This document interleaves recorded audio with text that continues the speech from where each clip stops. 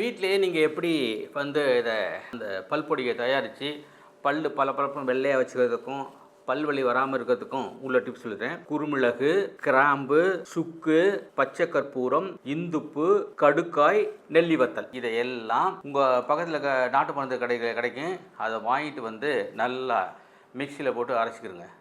நல்லா காய வச்சு அல்லது இளவருவில் வறுத்துட்டு அப்படியே அரைச்சி அதை வச்சுட்டு நீங்கள் வந்து இந்த பல்லை விளக்குனீங்கன்னா பல்லு வெள்ளைன்னு பளிச்சுன்னு வந்துடும். பல்லுக்கு இடையில் இருக்கு இல்லையா, கருப்பு படிஞ்சிருக்குல்ல, அது எல்லாமே சரியாக போயிடும்.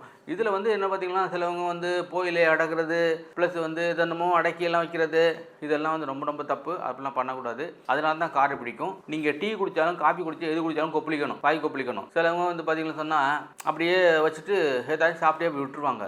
ஒவ்வொரு முறை எது சாப்பிட்டாலும், உணவு சாப்பிட்டாலும், டீ சாப்பிட்டாலும், காஃபி சாப்பிட்டாலும் நீங்கள் வாயை வந்து காகல் பண்ணி துப்புறது வந்து மிக மிக முக்கியமானது.